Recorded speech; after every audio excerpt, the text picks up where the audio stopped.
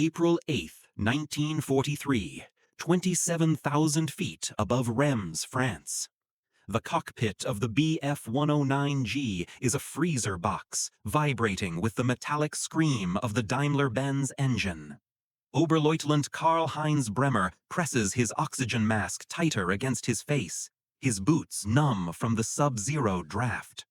Ahead, a lone American B-17 Flying Fortress limps through the thin air, trailing a thick ribbon of black smoke from its No. 3 engine. It is a straggler, wounded, slow, and desperate. Bremer checks his 6, then rolls in for the kill. This should be routine. A crippled bomber cannot outrun a fighter. But as he closes the distance, the B-17's waist gunner hatch slides open. They aren't firing, they are dumping cargo. Bremer holds his fire, watching as heavy objects tumble into the slipstream. Flak vests, ammo belts, machine gun barrels. The crew is jettisoning everything not bolted down, desperately trying to shed weight to stay airborne. But then something else falls. Cardboard crates, dozens of them. One hits the violent wash of the propeller and bursts open, scattering a cloud of debris that glitters in the harsh sunlight like confetti. Bremer banks his fighter to avoid the debris field, passing just yards away. Time seems to slow down. Through the scratched plexiglass of his canopy, the objects are unmistakably clear. They aren't secret codes. They aren't maps. They are tins of meat, packets of coffee, blocks of chocolate. Bremer pulls up, his breath catching in his throat. He watches the cloud of food drift aimlessly down toward the cloud layer below. A supper unit K-ration box spins past his wingtip before vanishing. In the mess hall back at the airfield, Bremer's men have been drinking ersatz coffee made from roasted acorns for 3 months. Their bread is dark, heavy with sawdust filler. Yet here, 27,000 feet in the air, the Americans are throwing away enough calories to feed a German squad for a week, just to save a few pounds of fuel. The B-17 is escaping into the clouds, but Bremer doesn't pursue. The fight has gone out of him. He isn't shaken by the bomber's guns. He is shaken by its garbage. What kind of enemy is so rich, so overflowing with resources that they can treat chocolate and meat as dead weight? If they can afford to throw this away in the sky, what do they have waiting on the ground? Bremer banks his fighter toward home, the image of that falling food burned into his retina. But he is wrong about one thing. It isn't just the air war. Down in the mud of Italy, another German officer is about to find something even more terrifying than waste. He is about to find freshness. December 18th, 1944. The Ardennes Forest, Belgium. The offensive is 2 days old, and the adrenaline is fading, replaced by the biting cold of the Ghost Front. Major Gunther Kraft of the 1st SS Panzer Division stands over a captured American convoy on a snow-choked logging road. The ambush was successful. The American GIs fled into the woods, leaving their engines running. Kraft's men are not celebrating the victory. They are looting.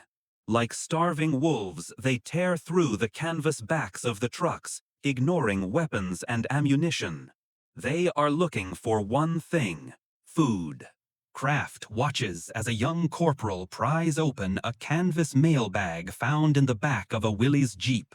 The boy dumps the contents onto the frozen mud.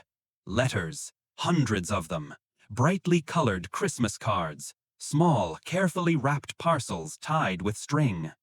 The corporal tears open a square box, expecting cigarettes or socks. Instead, he freezes. He lifts out a tin, pries the lid off, and a strange, sweet scent cuts through the smell of diesel and cordite. It is a chocolate cake. Kraft walks over, his boots crunching on the snow. He takes the tin. It isn't hardtack. It isn't moldy. He presses a gloved thumb into the surface. It is soft, moist. He flips the package over to check the postmark. Boston, Massachusetts. The date stamp is from early December. Kraft feels the blood drain from his face. He looks around at his men, who are now devouring cookies, dried fruit, and fresh bread from other parcels. They are laughing, delighted by the feast. But Kraft feels only nausea. This cake was baked by a mother in America, packaged, shipped across an ocean, transported by train to a port, shipped to England, driven to a depot in France, and delivered to the front line, all while it was still fresh. Germany cannot even get winter coats to its men in Russia. They can barely get gasoline to their tanks just 50 kilometers away. Yet the Americans have a supply chain so efficient, so unbroken, that they can deliver fresh pastries to a war zone as if it were a corner bakery. "Sir?" the corporal asks, offering a piece of the cake. "It's good. Try it." Kraft pushes the tin away, staring into the dark tree line. "We have already lost," he whispers, the steam of his breath vanishing in the gray air. "We are fighting an enemy who fights with luxuries, while we fight for scraps." The cake isn't food. It is a message that says, "We can touch you, we can reach you, and you cannot stop us." But while Kraft despairs over logistics, miles away, another German commander captures something far more critical than food. He finds the lifeblood of the war and makes a discovery that proves the American war machine is truly unstoppable. March 12, 1945. The Ruhr Pocket, Western Germany. The mighty King Tiger tanks of Schwere Panzerabteilung 506 are silent. Monsters of steel that once terrified the Allies are now nothing more than 70-ton bunkers of dead metal, hidden beneath camouflage nets in a dense forest. Oberst Colonel Friedrich Müller stands beside his command vehicle, listening to the silence. It is the most terrifying sound he has ever heard. His division hasn't moved in 3 days, not because of enemy fire, not because of broken tracks, but because their fuel tanks are bone dry. Every drop of synthetic fuel is now more precious than gold. Müller has ordered his men to siphon gasoline from abandoned Volkswagens just to keep the radios running. They are fighting a war of movement while paralyzed. Then a scout returns, breathless. He reports a miracle. Just 2 kilometers west, in a captured German rail yard, the Americans have established a forward supply depot, and it is guarded only by a rear echelon unit. Müller gathers his last operational infantry. They attack at dusk. The firefight is brief, brutal, and desperate. The American defenders retreat, leaving the prize behind. Müller walks into the rail yard, expecting to find a few precious barrels of fuel, maybe enough to get his Tigers back across the Rhine. He stops, his jaw tightens. He does not find barrels. He finds a sea. Stretching as far as his eyes can see are stacks of 5-gallon jerry cans, piled 10 feet high, forming walls of olive-drab steel. Beside them are massive rubber bladders, each holding thousands of gallons of high-octane gasoline, sitting fat and bloated on the ground like beached whales.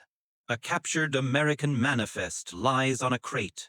Müller picks it up. He reads the numbers, but his brain refuses to process them. This single temporary depot, one of dozens in this sector alone, contains 50,000 gallons of fuel. 50,000 gallons. Enough to power his entire Panzer division for a month. And the Americans, they left it behind almost casually. Nearby, a ruptured hose from a fuel truck drips gasoline onto the dirt. Drip, drip, drip. Mueller watches the fuel soak into the mud. In the Wehrmacht, spilling fuel is a court-martial offense. Here, the Americans are drowning in it. They have built a literal pipeline across the ocean, pumping a river of oil from Texas to the heart of Germany. He looks back at his silent, terrifying king tigers hidden in the trees. They are superior machines, better armor, better guns, but they are statues. "Burn it," Mueller orders quietly. His adjutant looks at him in horror. "Sir, we can use it. We cannot take it with us," Mueller interrupts, his voice hollow. "And we cannot fight an enemy who has so much fuel they can afford to pave the road with it." He realizes now that tactics never mattered. Bravery never mattered. The war was not decided on the battlefield. It was decided in the factories of Detroit and the oil fields of Oklahoma. As the fires are lit and the depot turns into an inferno, blocking the night sky, Mueller doesn't watch the flames. He watches the smoke rising, knowing it signals the funeral of the Third Reich. The pilots saw the waste. The infantry tasted the luxury. The commanders saw the infinite energy. But the final lesson, the one that would haunt the German psyche long after the surrender, was not about what the Americans had. It was about how they built the impossible. March 22nd, 1945. The banks of the Rhine River. Hauptmann Erich Werther, a combat engineer, crouches in a bunker overlooking the gray, swirling waters of the Rhine, the last natural barrier protecting the heart of Germany. Just hours ago, his team successfully detonated the charges on the heavy stone bridge connecting the banks. It collapsed into the river with a roar that shook the earth. Werther feels a grim sense of accomplishment. According to German engineering manuals, rebuilding a span of that size takes weeks of planning, specialized heavy equipment, and months of labor. He has bought the fatherland time. He believes the Americans will be stalled on the West Bank for at least a month. But as the smoke clears and dawn breaks, Werther hears a sound that freezes his blood. It isn't the sound of artillery. It is the sound of hammers. Through his scope, he sees the American engineers swarming the riverbank. They aren't trying to fix the stone bridge. They are ignoring it. Instead, they are pushing strange, prefabricated steel sections into the water. Rubber pontoons are inflated. Treadway tracks are locked into place. The speed is terrifying. It is inhuman. By noon, the structure is halfway across. By sunset, Werther watches in disbelief as the first Sherman tank rolls across a floating bridge that didn't exist that morning. He realizes then that the entire German concept of war is obsolete. Germany treats engineering as an art form. The Americans treat it as a disposable commodity. This is the same industrial might that Karl saw in the sky and Mueller saw in the fuel depot.